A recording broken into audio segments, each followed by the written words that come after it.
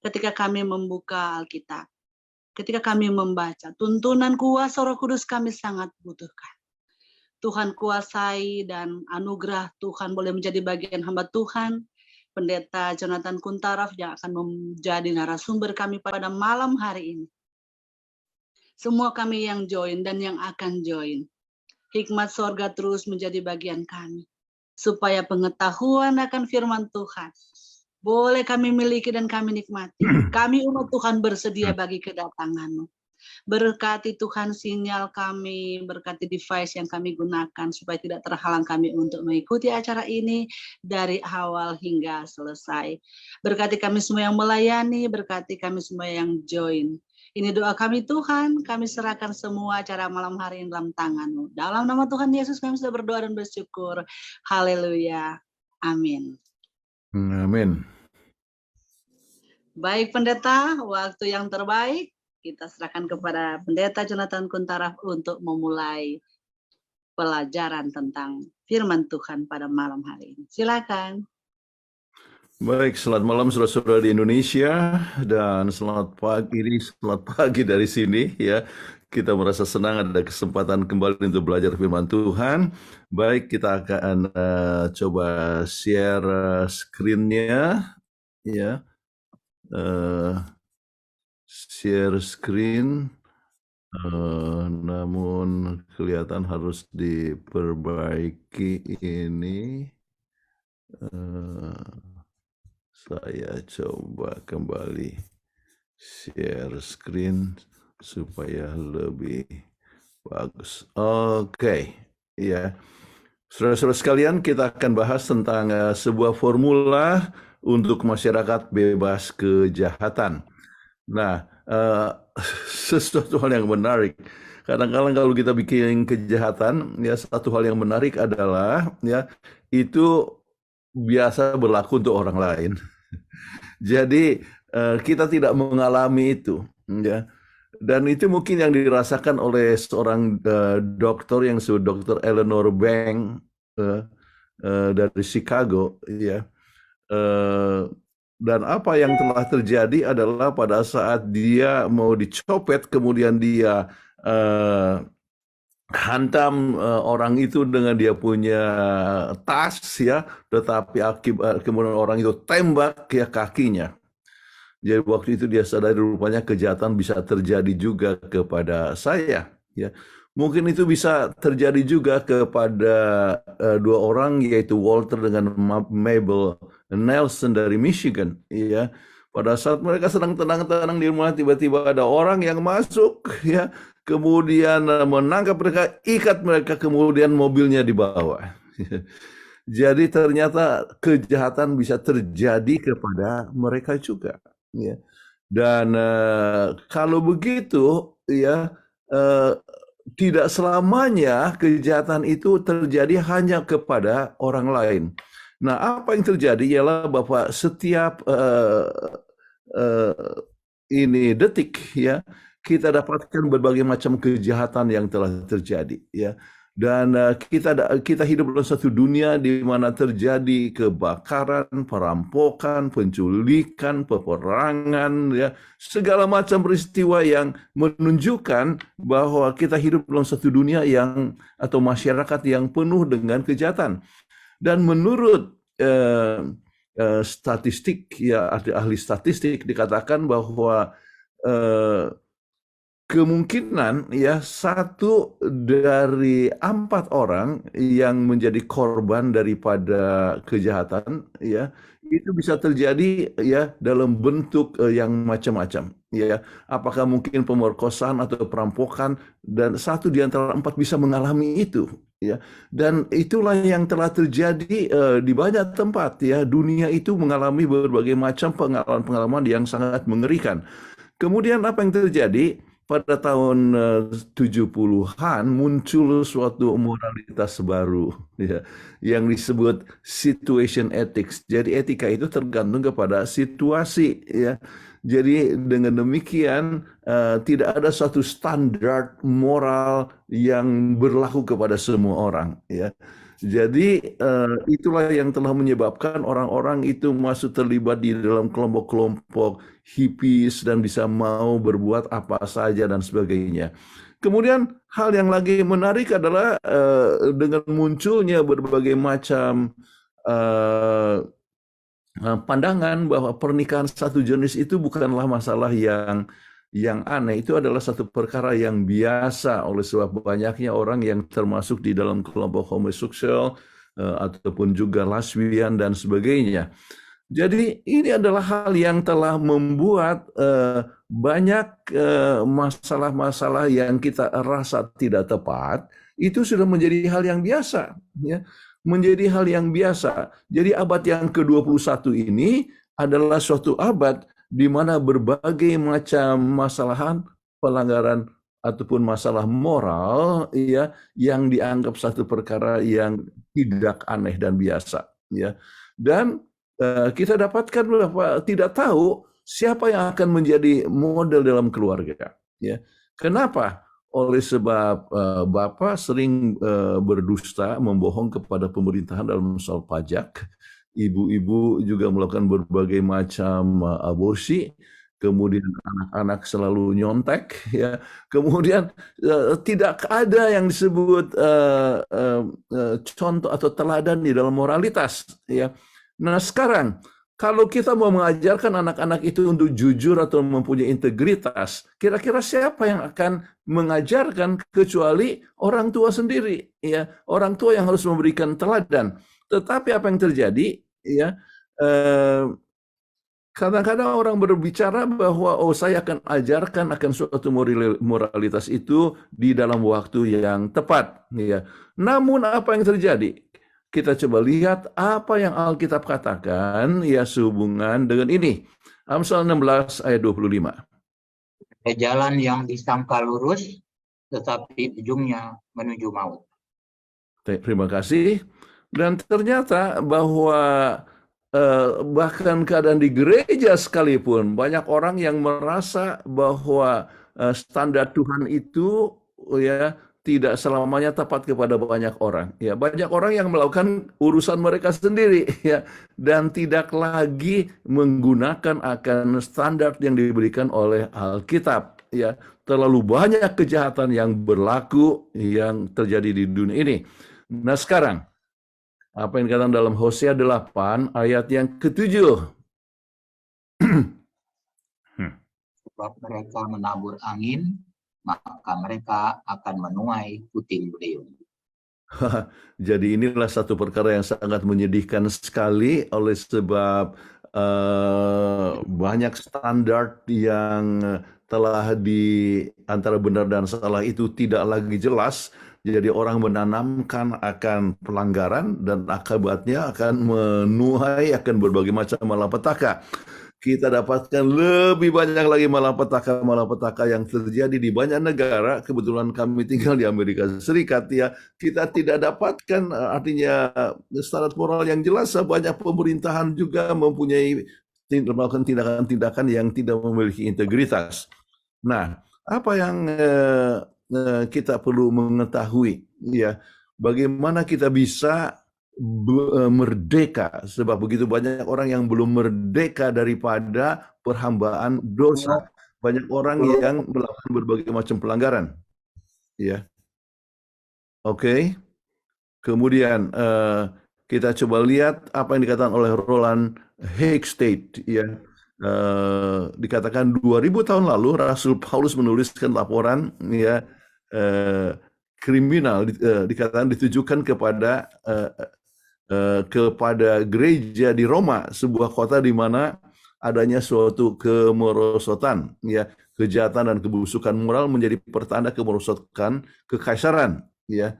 Kemudian apa yang dikatakan Rasul meletakkan, ya, satu dasar yang sangat penting dan itu terdapat di dalam Roma 1 ayat 28. Mereka tidak merasa perlu untuk mengakui Allah, maka Allah menyerahkan mereka kepada pikiran-pikiran yang terkutuk, sehingga mereka melakukan apa yang tidak pantas. Oke, dan itulah yang telah terjadi. Nah, kita melihat bahwa sebetulnya ada sebuah formula. Pada saat Adam dan Hawa di Taman Eden, mereka hidup dengan senang sekali. Namun Tuhan telah memberikan suatu peraturan kepada mereka, ya, supaya mereka jangan sampai melanggar kepada peraturan tersebut. Ya. Kemudian kembali pada saat orang Israel itu berada di Gunung Sinai, maka Tuhan telah memberikan akan peraturan tersebut, ya, yaitu suatu formula, ya, yang masing-masing kita tahu itu akan melindungi kita daripada berbagai macam kejahatan. Ya, kita coba lihat akan beberapa ayat yang ada di dalam Alkitab. Ya, kita mulai dengan Keluaran 20 ayat yang kedua. Tuhan yang membawa engkau keluar dari tanah Mesir, dari tempat perbudakan. Oke, jadi kita lihat bahwa pertama kali Musa melalui Musa Tuhan mengidentifikasi, ya, akan dirinya, ya, bahwa dialah yang telah membawa mereka keluar daripada Mesir. Itu kita tahu berbagai macam mujizat yang terjadi di Mesir. Kemudian mereka menyeberangi akan Laut Merah, ya. Kemudian Tuhan begitu mencintai mereka, Tuhan sebagai pelindung mereka, maka Ia ingin mau coba mengatakan kepada mereka, ya, aku peduli kepadamu, ya, aku peduli kepadamu. Kemudian Ia memberikan 10 hukum yang ada di dalam Keluaran pasal 3 ayat yang ke-17. Baik, kita coba lihat akan beberapa hukum tersebut, artinya 10 hukum tersebut. Silakan. Jangan ada padamu Allah lain di hadapanku. Jangan membuat bagimu patung. Jangan menyebut nama Tuhan Allah dengan sembarangan. Oke, kemudian Ingatlah dan kuduskanlah hari Sabat. 6 hari lamanya engkau akan bekerja dan melakukan segala pekerjaanmu.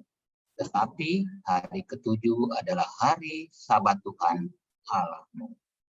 Kemudian, hormatilah ayahmu dan ibu. Jangan membunuh, jangan berzina.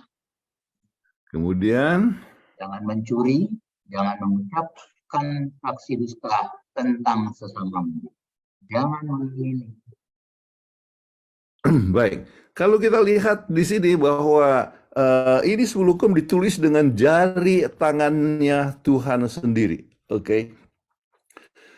Tidak ada dari 10 hukum yang lain, dari hukum-hukum yang lain yang ada dalam Alkitab, sebab Musa juga mengajarkan hukum kesehatan, Musa juga mengajarkan akan hukum upacara dan sebagainya.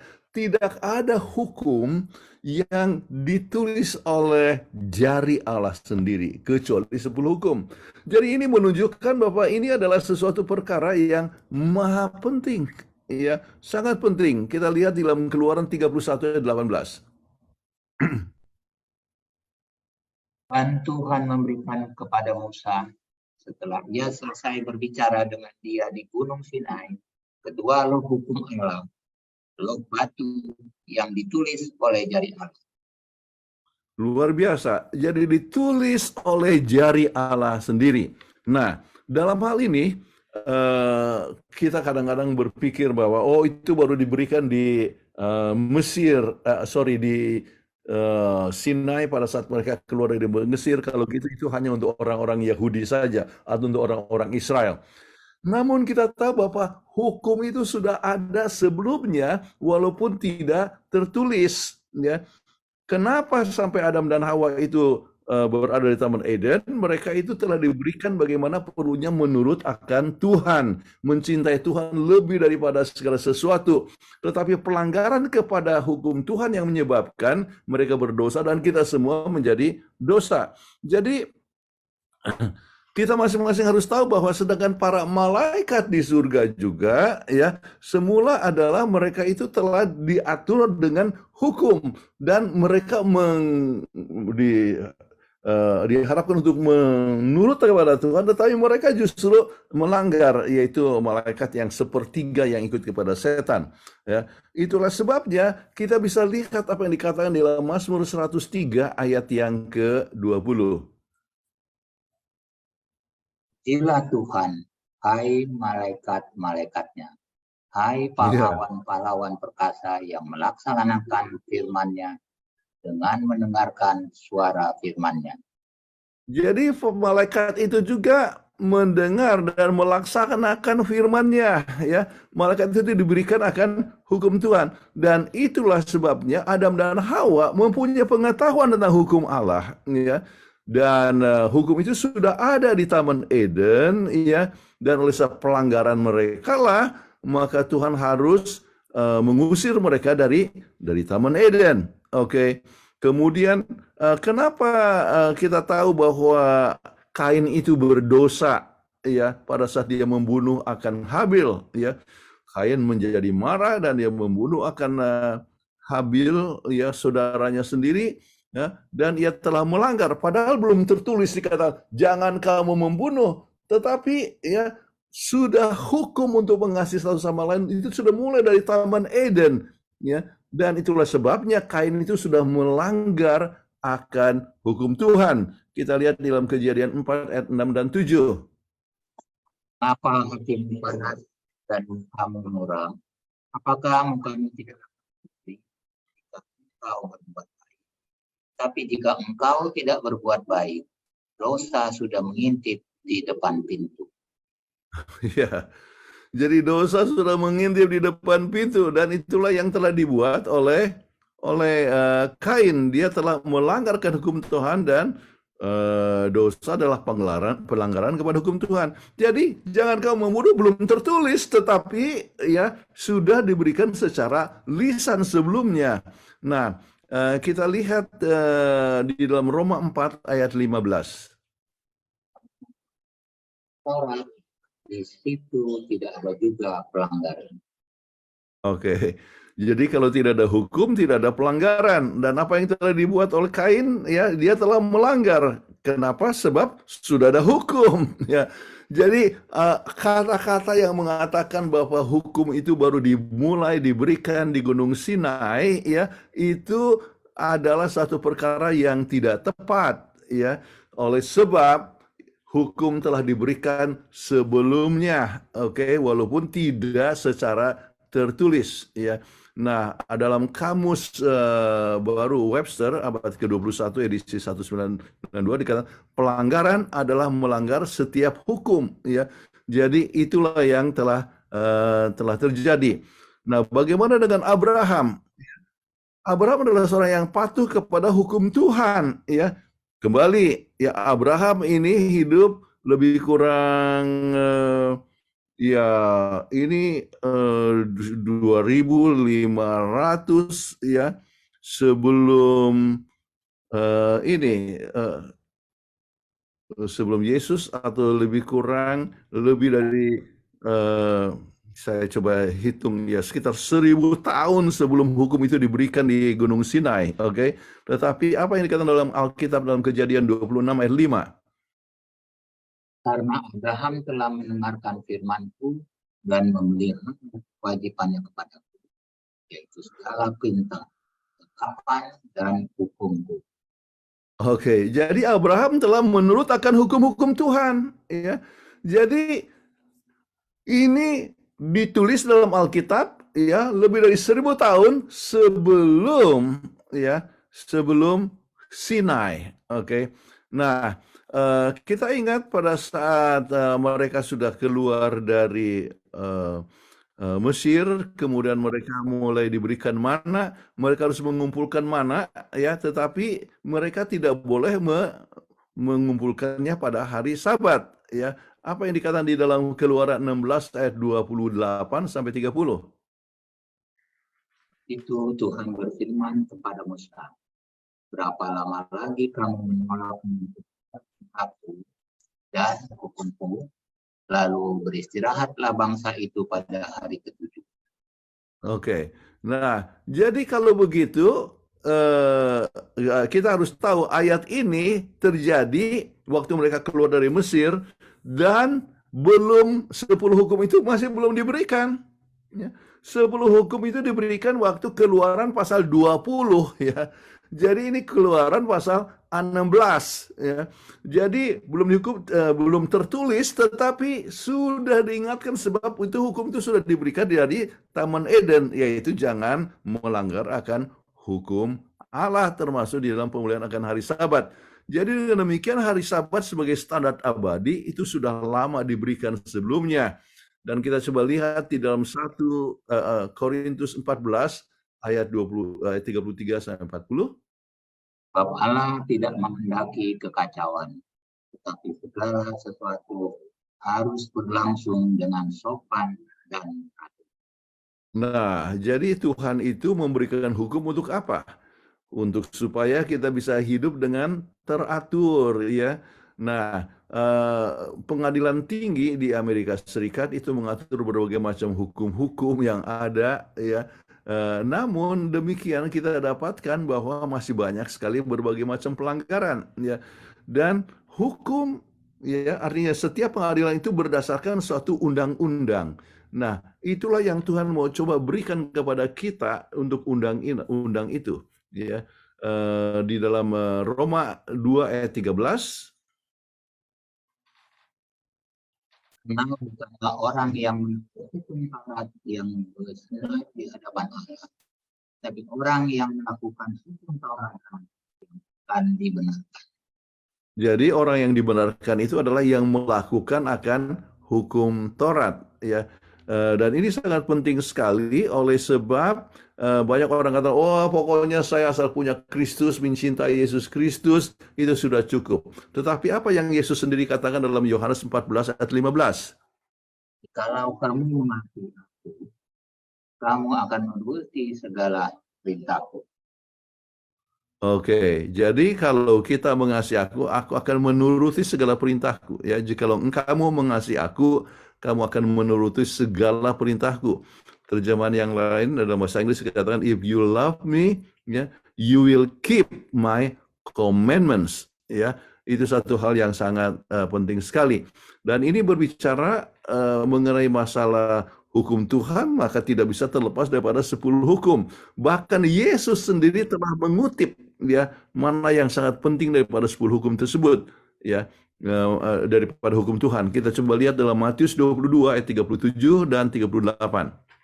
Kasihilah Tuhan dengan segenap hatimu dan dengan segenap jiwamu, dengan segenap akal budimu. Itulah hukum yang terakhir dan yang pertama. Oke. Saya perhatikan dia punya sound tidak begitu jelas, ya, daripada Pak Robert, ya. Apakah mungkin nanti yang berikut saya ulang, dengar ini beberapa kali selalu tidak jelas, ada parau, ya, soundnya. Ya, mungkin agak nanti putus-putus Pak Robert. Ya, nanti mungkin Kalau Elizabeth saya- yang baca mungkin. Sebab Elizabeth dia punya sound ininya baik. Oke, siap pendeta. Signalnya di sana agak terganggu Iya. kadang-kadang pendeta. Iya, Oke. betul. Iya. Oke. Saya siap. Nah, nanti Elizabeth baca, ya. Oke. Jadi, nah, Ya. sekarang kita lihat lebih lanjut, Elizabeth. Dan hukum yang kedua yang sama dengan itu ialah kasihilah sesamamu manusia seperti dirimu sendiri. Pada kedua hukum inilah tergantung seluruh hukum Taurat dan kitab para nabi. Jadi Yesus mengutip apa yang tertulis di dalam hukum Tuhan, sebab ini semua tertulis di dalam hukum Tuhan. Dari semua ini maka yang terpenting atau yang sangat penting adalah ini, sebab dasar daripada 10 hukum itu adalah kasih kepada Allah dan kasih kepada sesama manusia. Nah, itu hal yang sangat penting, bahwa penurutan itu adalah sebagai satu ekspresi, dan Tuhan juga memberikan akan hukum itu oleh sebab Tuhan mencintai kita. Dan kalau kita mengasihi akan Tuhan, ya, ekspresinya itu adalah dalam bentuk penurutan kepada hukum Tuhan. Kita harus tahu bahwa ada 36 juta hukum manusia sekarang ini, ya. Undang-undang pidana atau perdata apa semua di mana-mana itu ya dijumlahkan ada 36 juta, ya. Tetapi ya, tetap dunia tidak aman. Hukum Tuhan itu hanya 10, ya.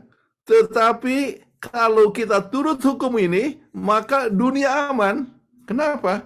Tidak ada pembunuhan, tidak ada pencurian, tidak ada perkosaan, ataupun tidak ada pelanggaran-pelanggaran yang lain, ya. Tidak ada yang membohong. Jadi dunia akan aman, ya. Padahal 36 juta hukum manusia, justru dunia tidak aman, ya. Nah, itu yang terjadi, ya. Bagaimana keadaan yang telah terjadi. Umumnya orang mau coba, ya, membenarkan diri, ya. Tetapi harus ada standarnya, apakah benar atau salah. Nah, apa yang dikatakan di dalam hukum Tuhan itu adalah yang seperti dalam Mazmur 19 ayat 7. Taurat Tuhan itu sempurna. Oke, Taurat Tuhan itu sempurna, ya. Itulah sebabnya kita harus terimanya dengan sukacita. Kemudian dikatakan lebih lanjut oleh seorang yang bernama Augustus Armstrong, ya, seorang theologian, dia katakan hukum adalah salinan dari karakter Allah, ya. Kemudian banyak yang katakan, oh itu masa dulu, ya. Kita sekarang kita zaman modern, tidak perlu lagi hukum Tuhan. Apa yang dikatakan di dalam Maleakhi 3 ayat 16? Bahwasanya aku, Tuhan, tidak berubah. Jadi Tuhan tidak berubah, ya. Jadi tidak ada perubahan tentang hukum Tuhan. Kemudian hukum yang sempurna tidak bisa diubah, sudah lengkap, sudah tepat sekali. Jadi jangan dicopot-copot, ya. Kemudian apa yang dikatakan dalam Lukas 16 ayat 17, ya, kata-kata Lebih mudah. Yesus.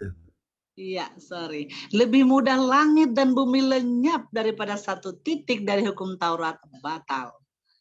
Oke, jadi lebih mudah langit dan bumi lenyap, ya. Jadi hukum itu tidak bisa dibatalkan, oke, kekal selamanya, ya. Dan kita tahu bahwa 10 hukum itu atau hukum Tuhan itu adalah merupakan satu tembok perlindungan, ya, to protect the society, ya, ataupun secara pribadi melindungi kita punya komunitas, ya. Jadi tidak ada pembunuhan, pencurian, tidak ada yang keselingkuhan dan sebagainya. Semuanya penuh dengan apa? Dengan aman dan damai. Jadi kalau kita menurutkan hukum Tuhan, maka dunia itu akan aman, ya, terlindungi. Kita lihat lagi dalam Ulangan 5 ayat 29. Oh, kiranya hati mereka selalu begitu, yakni takut akan daku dan berpegang pada segala perintahku. Jadi itulah yang Tuhan harapkan, yaitu kita bisa selalu menurut kepada perintah Tuhan, jadi kita dapat terlindungi dari berbagai macam masalah, ya. Tujuannya apa? Kita lihat Ulangan 5 ayat 29. Supaya baik keadaan mereka dan anak-anak mereka untuk selama-lamanya. Terima kasih. Jadi supaya baik keadaan mereka, ya, supaya baik keadaan mereka, artinya supaya bahagia, sukacita, damai sejahtera, ya. Jadi supaya baik, ya, maka kita perlu menurut akan hukum Tuhan, dan hukum Tuhan itu penting sekali, ya, untuk kembali melindungi kita, ya. Jadi melindungi seperti ini, kalau ada jalan-jalan kan ada dia punya rail, ya, dalam jembatan, ya, misalnya jembatan jalan, ya, kemudian ada pelindung, ya, untuk melindungi mereka supaya jangan masuk ke jurang ataupun masuk ke sungai, ya, supaya jangan terjatuh, perlu adanya satu perlindungan, ya. Nah, itulah yang diberikan oleh hukum Tuhan. Makanya di dalam Roma 3 ayat 20 apa yang dikatakan?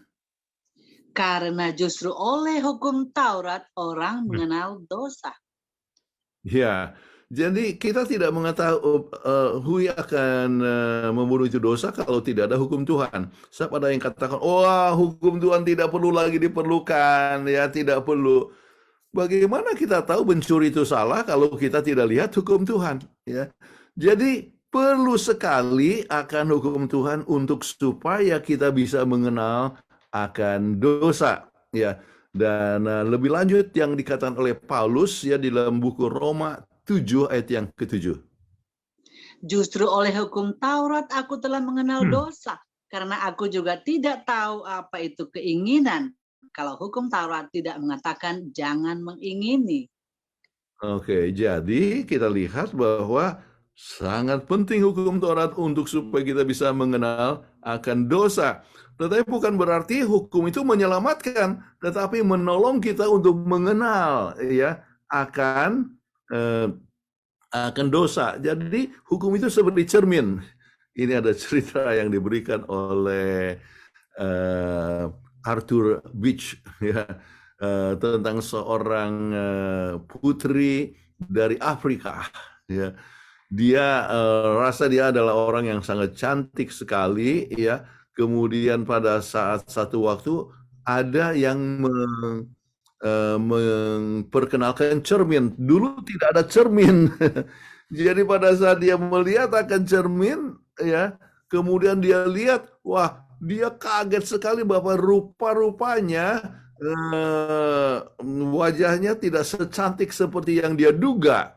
Ya, apa yang terjadi? Dia marah sekali dan dia pecahkan itu cermin. Ya. Jadi cermin itu jadi pecah di pikirnya, inilah yang membuat saya jelek. Tetapi ya walaupun dia sudah pecahkan itu cermin, ya wajahnya tidak berubah. Ya. Jadi kita harus ingat bahwa hukum Tuhan itu adalah seperti cermin, supaya menolong kita untuk bisa dapat mengenalkan keadaan diri kita. Yang pembohong, yang melanggar hukum, atau mungkin yang tidak setia atau tidak hormat kepada orang tua, ya. Jadi kita bisa lihat itu hukum, ya. Kemudian, ya, oleh sebab kita sudah mengenal akan hukum Tuhan, kita perlu untuk menurut apa yang dikatakan dalam Yakobus 1 ayat 23 dan 25 sampai 25. Sebab jika seorang hanya mendengar firman saja dan tidak melakukannya, ia adalah seumpama seorang yang sedang mengamat-amati mukanya yang sebenarnya di depan cermin. Baru saja ia memandang dirinya, ia sudah pergi. Kemudian, atau ia segera lupa bagaimana rupanya.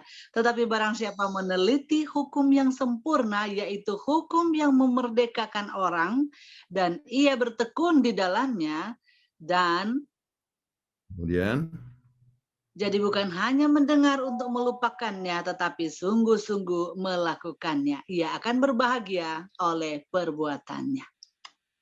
Oke. Jadi kembali, hukum tidak menyelamatkan, ya, tetapi hukum menolong kita untuk tahu bagaimana untuk menurut, ya. Jadi kita sudah diselamatkan, ya, oleh juru selamat, ya. Kemudian kita oleh sebab sudah diselamatkan, kita menunjukkan hidup yang sudah diselamatkan. Misalnya melakukan perbuatan yang baik, ya. Oleh sebab hukum itu adalah, ya, cermin untuk kita masing-masing, ya. Tetapi kembali, hukum tidak pernah menyelamatkan, ya. Sama seperti cermin itu tidak bisa menyelamatkan kita, ya. Hanya menunjukkan, ya, mana yang baik ataupun mana yang tidak, ya. Dan kita harus lihat kembali kepada Galatia 3:21. Sebab andai kata hukum Taurat diberikan sebagai sesuatu yang dapat menghidupkan, maka memang kebenaran berasal dari hukum Taurat. Iya, itu kita harus ingat bahwa keselamatan bukan oleh sebab dengan hukum Taurat, tetapi hukum Taurat menolong kita untuk memperkenalkan akan dosa, ya. Sebab yang menyelamatkan kita itu hanyalah kasih Yesus Kristus.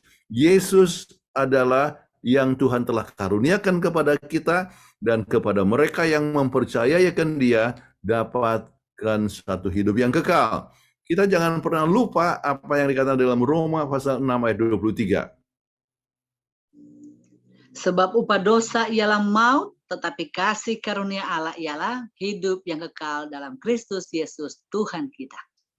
Jadi upah dosa adalah maut. Kita semua akan mati untuk selama-lamanya. Ya, itulah upah dosa. Tetapi kasih karunia Allah, yaitu siapa? Yesus Kristus. Ya, dalam Yesus Tuhan kita. Jadi kita dapatkan satu kehidupan. Jadi dengan demikian kehidupan abadi adalah karunia Allah. Ya, bukan oleh sebab menurut hukum, tetapi hukum perlu supaya kita bisa mengenal akan dosa. Ya, kita jangan pernah lupa ya bahwa Yesus yang telah menyelamatkan kita ya. Ia telah membayar akan upah dosa itu. Ia mati dan ia mati untuk kita supaya kita bisa dapatkan pengampunan.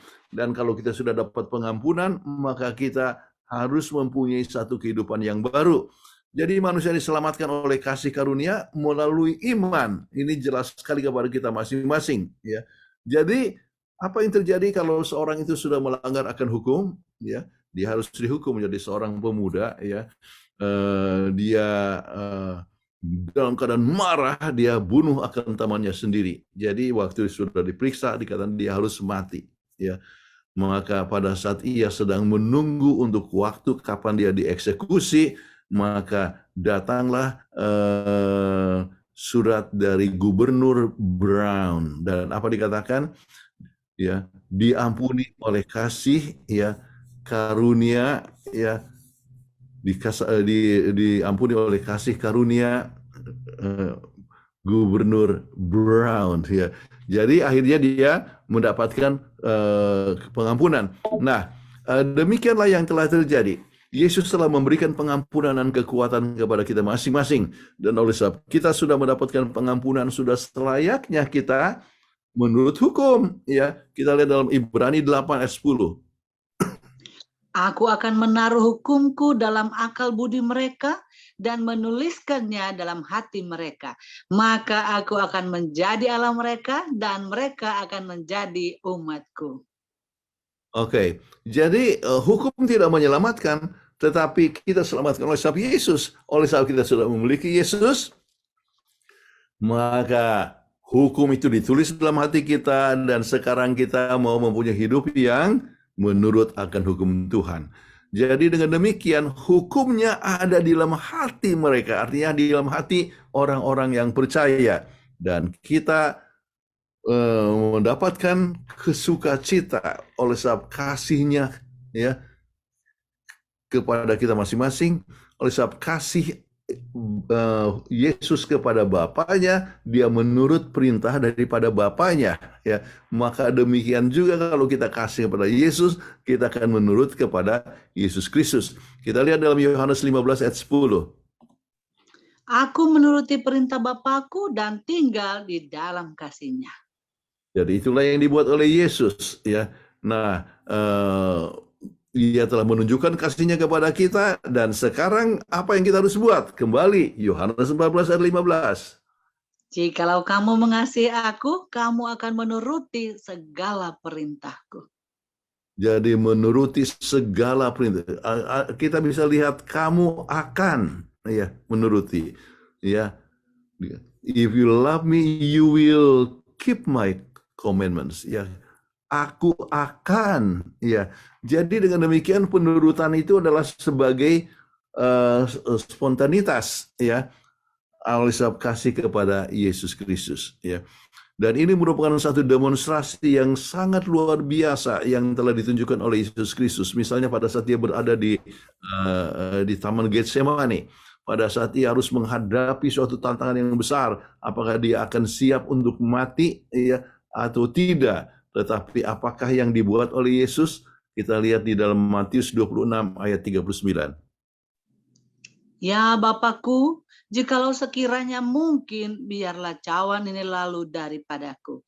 Tetapi janganlah seperti yang ku kehendaki, melainkan seperti yang Engkau kehendaki. Itulah yang dibuat oleh Yesus, seperti yang Engkau kehendaki. Yesus siap untuk menurut akan hukum Tuhan sampai di kayu palang ya. Menurut ya akan kehendak Bapaknya yang di surga.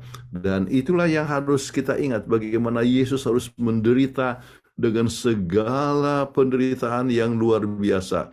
tangannya yang terpaku, kakinya yang terpaku, mahkota duri, kemudian dia baru saja disiksa, dan siksaan yang sangat luar biasa. Sebab mereka punya cemeti itu mengandung logam, ya, ataupun juga patahan tulang. Jadi itu sangat menakutkan sekali. Tetapi Yesus tetap lakukan itu. Kenapa? Oleh sebab Ia, ya, mengampuni kita. Ia mati untuk kita supaya kita dapatkan kita dapatkan pengampunan daripada Tuhan. Jadi yang dibuat oleh Yesus adalah suatu peringatan abadi, ya, bahwa Ia telah mati untuk kita supaya kita mendapatkan keselamatan. Dan apa yang dikatakan di dalam Ibrani 9 ayat 12. Tetapi dengan membawa darahnya sendiri, dan dengan itu ia telah mendapat kelepasan yang kekal. Jadi itulah yang dibuat oleh Tuhan di Golgota. Dan Ia naik ke surga membawa darahnya untuk apa? Untuk mengampuni kepada kita masing-masing jikalau kita datang kepada Tuhan. Jadi kembali, keselamatan hanya melalui Yesus Kristus. Tetapi kalau kita sudah menerimakan Yesus, maka kita harus menurut akan kehendak-Nya. Jangan kita punya kehidupan yang sama seperti orang-orang yang tidak mengenal Tuhan. Kita harus punya kehidupan sesuai dengan hukum Tuhan. Hukum Tuhan tidak menyelamatkan. Yang menyelamatkan hanya Yesus Kristus. Ya, tetapi dengan Yesus Kristus maka kita dapat keselamatan. Itulah sebabnya Dia mengundang kepada kita masing-masing. Datanglah kepadaku, hai kamu sekalian yang berlelah dan menanggung berat. Aku akan memberikan kelegaan kepadamu. Kiranya Tuhan menolong kita masing-masing menjadi orang-orang yang siap menurut hukum Tuhan. Oleh sebab kita sudah diselamatkan oleh Yesus Kristus. Adalah doa dan harapan kita masing-masing. Amin, puji Tuhan. Terima kasih Pendeta Jonathan Kuntaraf yang sudah memberikan pelajaran Alkitab kita pada malam hari ini. Pendeta, ketika saya membacakan, rupanya rasanya berbeda ya. Menikmati sekali, rasa ingin lanjut lagi dan lagi. Itulah ketika kita menikmati kebersamaan kita dengan Tuhan. Kita bisa mengambil bagian, membacakan, sudah senang sekali. Dan semua isi firman Tuhan itu terasa lebih teresapi ketika kita membacakan. Jadi kita bersyukur kepada Oral Channel bisa menyediakan 1 hari dalam 1 minggu bersama Pendeta Jonathan Kuntaraf di acara Bible Study. Dan 1 jam saja kita belajar bersama. Terima kasih Pendeta untuk pemaparan malam hari ini dengan judul kita Formula Masyarakat Bebas dari Kejahatan. Baik, sahabat Oral Channel yang menyimak dari awal, saat ini saya memberi kesempatan untuk boleh bertanya, raise hand atau di kolom chat. Sudah ada yang masuk saya lihat. Sambil menanti yang lain mungkin mengetikkan pertanyaan di kolom chat, kita akan dengarkan 1 lagu pujian yang akan diputarkan oleh host. Silahkan.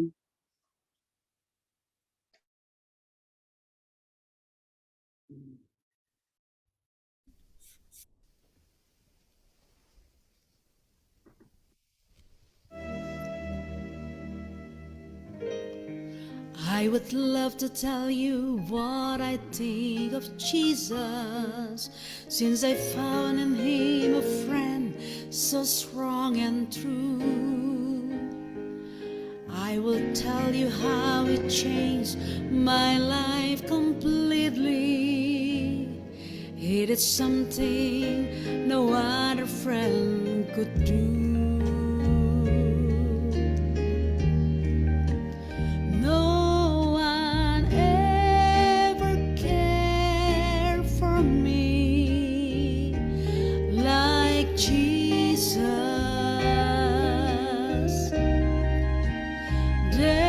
No other friend so kind as He.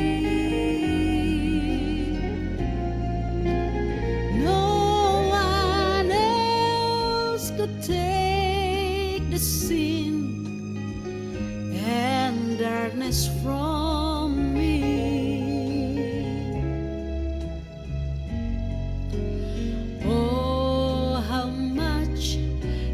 Care for me.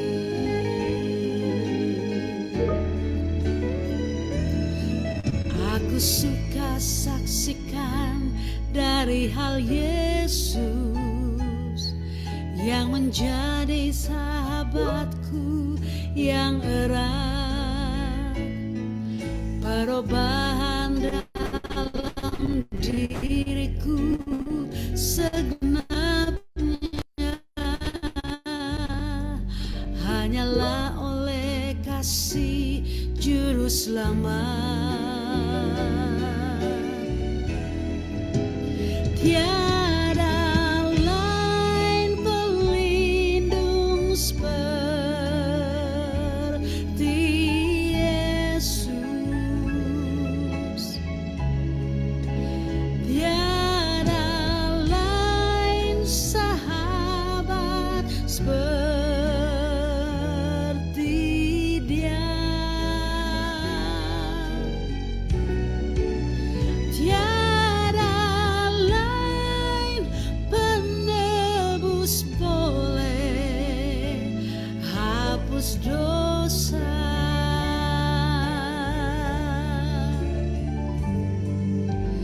Aku dipeliharanya.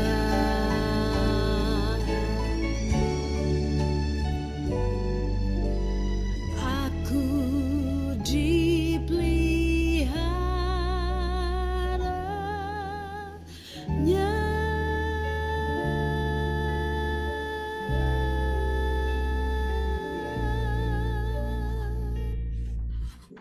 Amin, puji Tuhan. Ada janji dalam lagu yang sudah kita dengar bersama, semoga kita juga boleh dikuatkan melalui lagu. Baik, kita sudah tiba pada sesi pertanyaan dan jawaban. Di kolom chat sudah ada yang bertanya, Pendeta, ada Pak Yorisem. Jadi,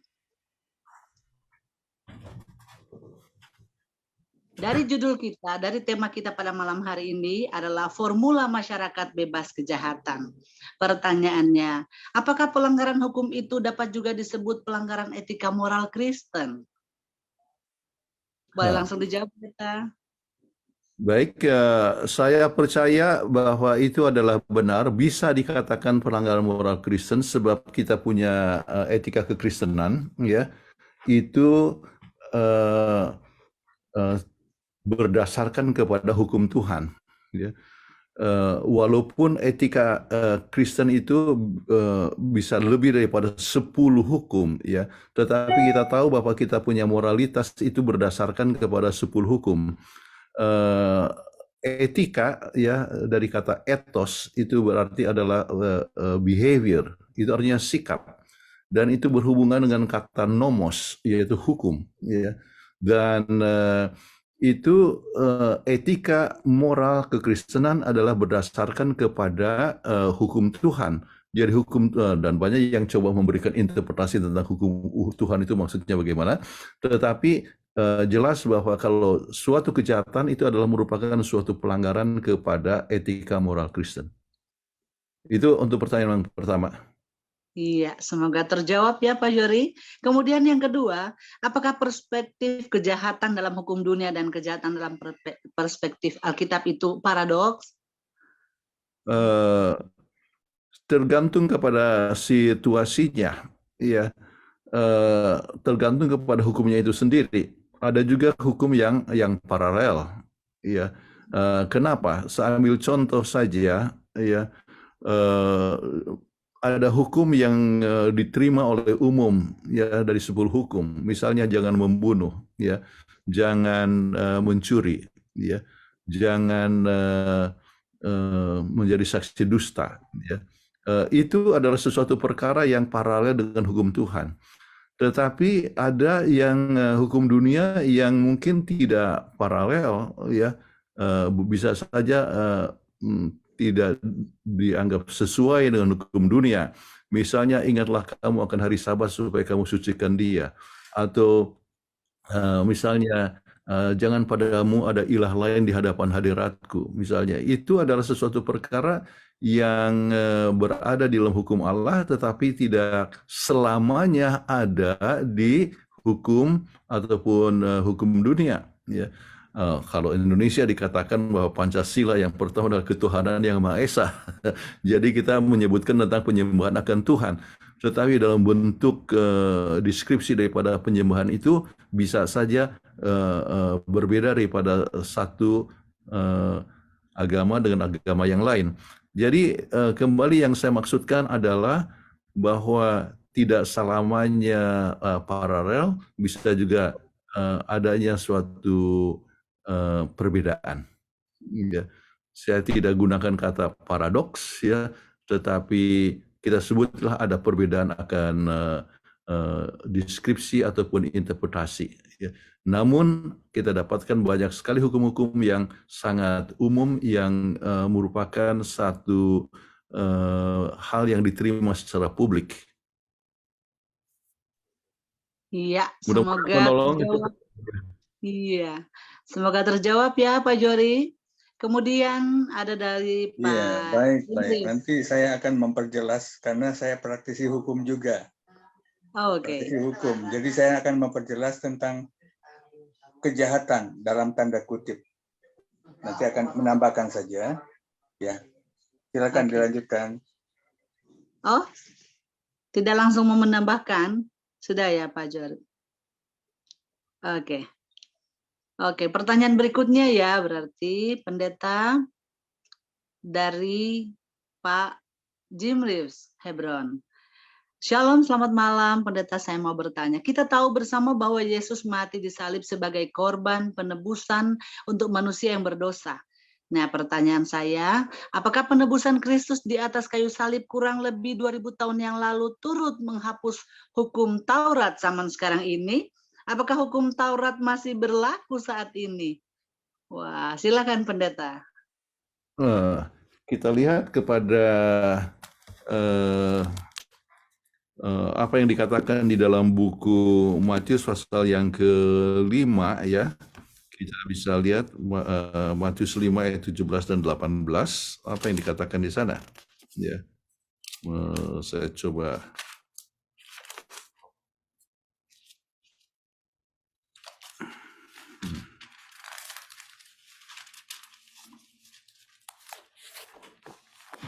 Jadi dikatakan sebagai berikut,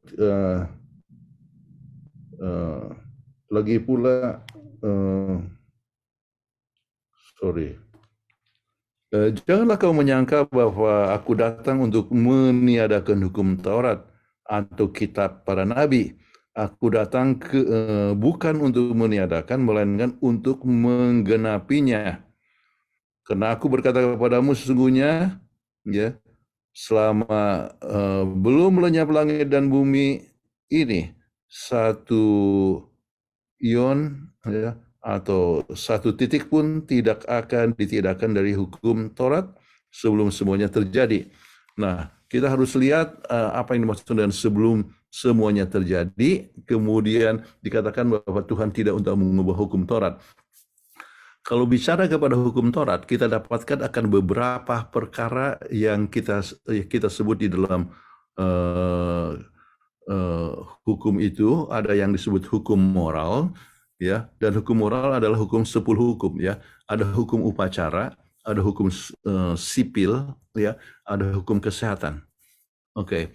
Nah, kenapa disebutkan sampai semuanya itu jadi? Sebab banyak daripada hukum-hukum itu adalah hukum upacara yang melambangkan akan Yesus Kristus. Misalnya, kalau orang berdosa membawakan korban domba, ya, maka itu seorang itu menyembelih akan domba, maka domba itu kan melambangkan Yesus. Yesus sendiri sudah ya tersalib di kayu palang, maka kita tidak perlu lagi, itu sudah tergenapi, ya. Jadi itu adalah tergenapi. Nah, kalau 10 hukum, ya, maka kita tahu bahwa itu adalah satu hukum yang kekal, hukum yang sempurna. Kita dapatkan bahwa itu adalah hukum yang akan tetap bertahan sampai kesudahan, dikatakan dalam Alkitab tersebut. Misalnya jangan membunuh, jangan mencuri, jangan berdusta. Itu adalah satu hukum yang kekal, yang diberikan untuk melindungi kita supaya kita hidup dalam satu masyarakat yang aman dan damai, ya. Jadi di mana saja kita berada, tetap hukum itu akan tetap berlaku, ya. Itu kekal, ya. Itu adalah standar daripada moral kita.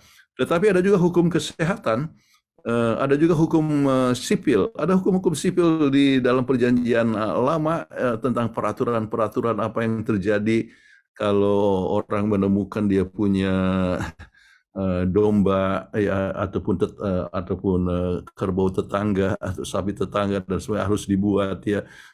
Kita dapatkan bahwa hukum sipil kita masing-masing hidup dalam satu negara yang mempunyai hukum sipil masing-masing. Jadi hukum sipil untuk Israel ya berlaku untuk orang Israel.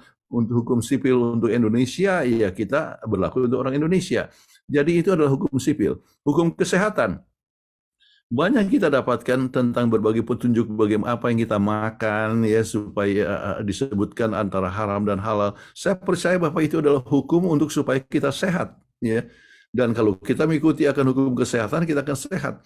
Dan perbedaan antara orang Mesir dengan orang Israel, kalau kita waktu diteliti berbagai macam ribuan mumi yang diteliti, ternyata bahwa mereka itu mempunyai pembuluh darah yang misalnya penyempitan pembuluh darah, arteriosklerosis, ataupun berbanyak hal yang lain yang terlihat oleh perbedaan makanannya dengan orang-orang Israel. Ya. Jadi kita bisa dapatkan bahwa Tuhan telah memberikan hukum kesehatan untuk supaya kita sehat, ya. Dan kalau kita ingin untuk sehat ya kita akan mengikuti akan hukum kesehatan. Dan sekarang sudah lebih banyak penelitian menunjukkan bagaimana tulisan Alkitab tentang pola hidup itu ya sangat penting supaya kita untuk sehat dan panjang umur. Baik, itu yang mungkin saya bisa jelaskan. Tentang masalah menghapuskan hukum. Yesus tidak pernah menghapuskan, tetapi dia menggenapi ya. Dan kalau kita mempunyai Yesus Kristus, maka kita tidak perlu lagi mengikuti akan hukum upacara, namun kita akan mempunyai penurutan kepada hukum moral. Dalam hal ini Yesus sendiri katakan tentang hukum kasih adalah peranannya sangat penting sekali, yaitu yang merupakan satu singkatan atau ringkasan daripada 10 hukum. Baik, mudah-mudahan menolong pertanyaan dari saudara Jim Rish ya, Hebron. Silakan. Iya. Jadi sebenarnya masih ada pertanyaan, tapi kita sudah komit waktu kita 1 jam. Bagaimana kalau pertanyaan yang mungkin baru saja masuk kita jawab minggu depan? Jadi betul pendeta, seperti yang pendeta Jory sampaikan, kalau memang ada formulanya untuk kejahatan itu kita bisa hindari. Apakah dunia ini bisa benar-benar bebas dari kejahatan? Ya bisa. Penjelasan pendeta, seandainya semua makhluk hidup atau manusia itu sendiri patuh kepada hukum di tempatnya masing-masing terutama ya, maka kita bisa hidup tenang. Jadi kemudian penjelasan yang pendeta sampaikan tadi mungkin bisa jadi akhir pertemuan kita malam ini. Jadi terima kasih untuk semua sahabat Oral Channel yang sudah join. Bagi yang mungkin join tidak dari awal, boleh menyaksikan tayangan ini lengkap full di YouTube Oral Channel. Dan kita juga live di FB. Boleh Ibu Elizabeth? Iya, silakan boleh. Silakan. Oh ya, mau tambahkan Saudara Jory Sam, silakan. Ya, betul. Lupa. Silakan Pak Jory. Pak Jonathan, karena saya praktisi hukum, saya mau menjelaskan tentang tadi masyarakat bebas kejahatan. Kejahatan ini yang saya garis bawahi. Dalam perspektif hukum nasional KUHP, kejahatan itu ada 3 pengertian. 1, perbuatan yang merugikan, itu pertama. Kedua, membahayakan. Artinya, seseorang yang melanggar hukum itu membahayakan bagi orang lain dan bagi dirinya. Ketiga, adalah pelanggaran hukum. Ini konteksnya KUHP, maaf.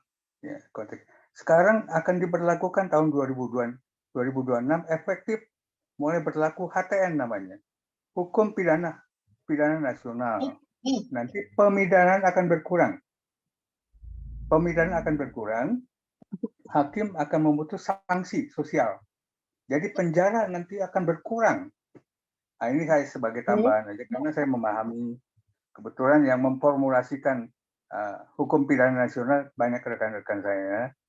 Ya, ini hanya menambah saja, menambahkan. Itu kira-kira. Jadi menariknya tadi kejahatan itu. Begitu Pak Jonathan yang bisa saya tambahkan. Oke. Bu Elizabeth. Oke. Terima kasih. Terima kasih Ya, Pak Jorisem, terima kasih. praktisi hukum kita, luar biasa tambahannya ya Pendeta. Kalau begitu kita kasih kesempatan buat Pak Bambang ya, minta waktu sedikit. Ada pertanyaan dari Pak Bambang Setiono. Apakah di dalam hukum Allah ada kejahatan ringan dan berat, Pendeta? Sekalian pertanyaan kedua, apakah penolakan keberadaan Allah adalah suatu kejahatan? Mohon penjelasan. Silakan Pendeta. Baik, kita mau katakan bahwa di dalam Tuhan itu tidak ada pelanggaran besar ataupun pelanggaran ringan, ya. Namun ya manusia yang membuatnya itu adalah ringan atau berat, ya. Tergantung kepada dampaknya itu sendiri kepada dirinya sendiri ataupun kepada masyarakat di mana dia berada. Jadi kalau misalnya itu membunuh, mereka anggap itu satu pelanggaran berat, ya. Kalau membohong, ya semua orang suka membohong, jadi dianggap satu pelanggaran yang ringan, ya. Tetapi dengan membohong, bukankah seorang itu bisa juga menipu, ya, dan penipuan bisa menyebabkan juga kepada kematian, ya. Jadi manusia yang anggap itu ringan ataupun berat, tetapi di hadapan Tuhan, maka kalau kita baca kepada Yakobus pasal yang kedua, kita akan dapatkan bahwa seorang yang melanggar satu hukum itu adalah melanggar kepada semuanya. Jadi kalau begitu, dia adalah disebut sebagai pelanggar hukum. Jadi dengan demikian maka di hadapan Tuhan tidak ada antara besar ataupun kecil. Oke. Yang kedua adalah apakah penolakan keberadaan Allah adalah suatu kejahatan? Ya. Nah, saya mau coba sebutkan bahwa secara teologia apa artinya ada perbedaan antara dosa dengan dosa-dosa. Ya. Dosa itu ya, dalam pengertian teologi adalah terpisah daripada Allah. Jadi kalau seorang itu tidak mengakui keberadaan Allah, artinya dia terpisah daripada Allah. Dan kalau orang melakukan suatu selalu terpisah kepada Allah, maka dia akan lakukan apa? Segala dosa-dosa. Ya. Jadi segala kejahatan terjadi oleh sebab seorang itu terpisah daripada Allah. Ya. Nah, jadi kita bisa sebutkan bahwa terpisah, tidak mengakui akan keberadaan Allah adalah suatu langkah kepada suatu kejahatan, bahkan segala kejahatan. Ya. Mudah-mudahan dapat menolong atau sependapat dengan Saudara Bambang Setiono di sini. Iya, semoga terjawab ya. Baik, bagi semua partisipan yang masih ada pertanyaan, kita simpan dan kita tunggu sampai minggu depan supaya kita boleh melanjutkan Bible study kita bersama Pendeta Kuntara. Terima kasih Pendeta untuk semua pelajarannya pada malam hari ini. Terima kasih semua partisipan yang sudah join. Saat ini kita akan menutup acara kita. Kita sudah mulai dengan doa dan kita pun akan menutup dengan doa. Silakan Pendeta Kuntara boleh berdoa untuk kita semua. Bapa kami dalam surga, kami bersyukur oleh sebab kami punya Tuhan yang menjadi pencipta, penebus, dan pemelihara kami sekalian. Kami bersyukur oleh sebab kasih-Mu, Engkau telah menjadi juru selamat kami, dan oleh sebab kasih-Mu, Engkau telah memberikan hukum kepada kami, supaya kami dapat hidup dengan damai, supaya kami hidup dengan bahagia dan memiliki damai sejahtera. Kiranya masing-masing kami akan dengan kuasa Tuhan mempunyai sukacita dalam penurutan, dan kami boleh menjadi manusia yang penuh dan kebahagiaan, sementara kami menantikan Yesus yang kedua kali. Kami mohonkan doa ini dalam nama Yesus Kristus Juru Selamat kami. Amin. Amin.